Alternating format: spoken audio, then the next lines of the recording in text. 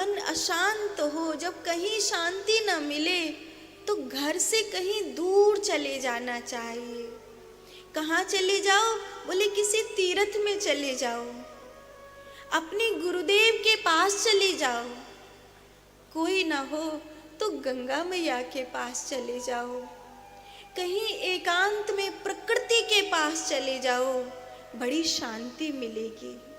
जब कुछ न समझ में आए तो वृक्ष लगाने लगो, बीज बोने लगो,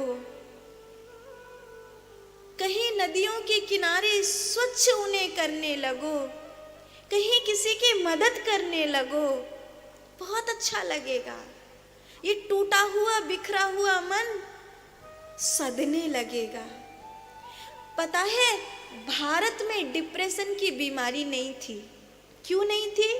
क्योंकि भारत में अगर मन टूटता था तो या तो वो गुरु के पास चला जाता था, माँ बाप के पास चला जाता था, भैया बंधु के पास चला जाता था, किसी नदी के किनारे चला जाता था, किसी पेड़ की छांव में चला जाता था, कहीं बागवानी करने लगता। और यूं प्रकृति से जुड़ने के बाद किसी की मदद में लग जाता था। यूं ऐसा करने के बाद उसका जो टूटा हुआ बिखरा हुआ मन है वो फिर से सदने लगता था। इसीलिए डिप्रेशन भारत में नहीं था, विदेश में था। ये डिप्रेशन नाम की बीमारी विदेश से आई है, भारत में नहीं थी। अब आ गई क्योंकि प्रकृति से दूर हो गया आज का आदमी। अब बच्चे मिट्टी में नहीं खेलते, अब कोई अपने हाथों से पेड़ नहीं लगाता, अब कहीं गैया भैंस नहीं है,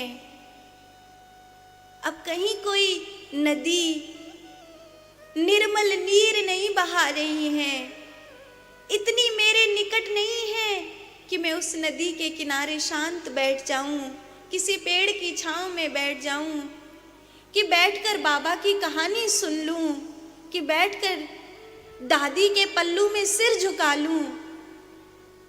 अब नहीं है। अब बहुत सारे परिवार ऐसे हैं जहां बच्चों को ये भी नहीं पता कि उनके दादा दादी है कौन।